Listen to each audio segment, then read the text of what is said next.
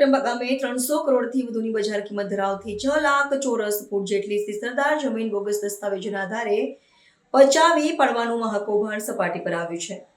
વિરોધ પક્ષના વરિષ્ઠ નેતા અમિત ચાવડાએ સરકારી તંત્ર અને ભૂમાફિયાઓની મિલીભગતથી આચરવામાં આવેલા આ જમીન કૌભાંડ અંગે ગંભીર આરોપો મૂક્યા છે. ભાજપ એમની ડબલ એન્જિન સરકારમાં દિવસે દિવસે ભ્રષ્ટાચાર ખુલ્લા પડી રહ્યા છે. સરકારમાં બેઠેલા લોકો એના અધિકારીને તંત્રના મેળાપીપણાથી ચારે બાજુ જે લૂંટ ચલાવવામાં આવી રહી છે એ પાપનો ઘડો હવે ભરાઈને ફૂટી રહ્યો છે. એવી જે કૌભાંડ આજે વડોદરા જિલ્લાના વડોદરા તાલુકાના ખટંબા ગામ છે, ત્યાં લગભગ 6 લાખ સ્ક્વેર ફૂટ જેટલી જગ્યા, જેની આજે માર્કેટ વેલ્યુ ગણવા જઈએ તો 300 કરોડ રૂપિયા કરતાં વધારે થાય, આવી કિંમતી મોકાની જમીન સરકારી અધિકારીઓના મેળાપીપણાથી અને કેટલાક જે દલાલો છે, જે બિલ્ડરો છે, જે ભૂમાફિયાઓ છે, એ એમના મેળાપીપણાથી આખી જમીનનો વેપાર થયો, કૌભાંડ થયું છે. એની વિગતો જોઈએ તો વડોદરા તાલુકાનું ખટંબા ગામની 6 લાખ સ્ક્વેર ફીટ જગ્યા, જે શ્રી સરકાર જગ્યા છે, બોલે સરકારના નામે જગ્યા છે, ત્યાં 2016માં ખોટો મરણનો દાખલો ઊભો કરવામાં આવે છે, જેની તપાસ થતાં એ દાખલો ખોટો છે એવું સાબિત થઈ જાય છે.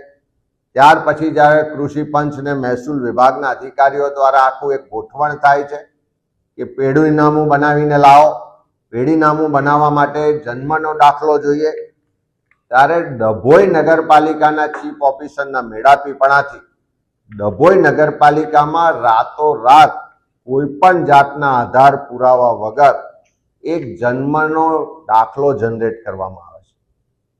અને જન્મનો દાખલો પણ એવી રીતે જનરેટ થાય છે કે રાતોરાત દાખલો જનરેટ થાય છે અને પછી થોડા દિવસ પછી એ બધા જ ડોક્યુમેન્ટ, તમામ પુરાવા બધી જ જગ્યાએથી નાશ કરવામાં આવે છે.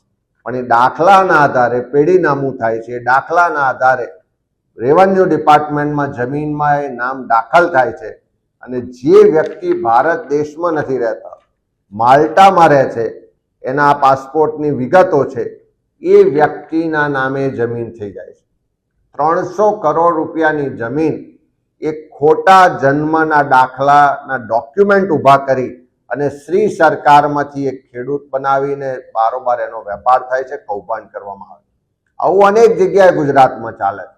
પણ આ ડભોઈ નગરપાલિકાના ચીફ ઓફિસર, ત્યાંના કૃષિ પંચ ને મામલતદાર ને અધિકારીઓના મેળાપીપણાથી કેવી રીતે સરકારી જમીન હડપવામાં આવે છે એનું આ ઉદાહરણ જોઈએ તો સરકાર આખી આમાં સામેલ હોય, સરકારી તંત્ર ફેલ હોય, એના પ્રત્યક્ષ પુરાવા આપણે જોઈ શકીએ છીએ. ત્યારે અમે સરકારને પૂછવા માંગીએ છીએ કે કોણ આના માટે જવાબદાર છે? આ જન્મનો દાખલો કયા આધારોથી નીકળ્યો, કોની સિગ્નેચરથી નીકળ્યો, કોના લોગિન આઈડીથી આ બધું કાર્યવાહી થઈ, એની તપાસ કરવામાં આવે. શ્રી સરકાર થયેલી 300 કરોડ રૂપિયાની 6 લાખ ચોરસ મીટર જગ્યાનો બારોબાર આવી રીતે વેપાર થઈ જાય, એના માટે કોણ જવાબદારો છે એની સામે તપાસ કરીને કાર્યવાહી કરવા માટે સરકાર તાત્કાલિક SITની રચના કરે. માનનીય મુખ્યમંત્રીશ્રીને પણ કહીએ છીએ કે તમે ખૂબ ગંગાજળની વાતો કરો છો, ભ્રષ્ટાચાર મુક્ત વહીવટની વાતો કરો છો, કોઈને પણ છોડીશું નહીં એવી વાતો કરો છો. તમારી નાક નીચે આ ભ્રષ્ટાચાર 300 કરોડનો થઈ રહ્યો છે, તો એની SITની રચના કરીને તપાસ કરો.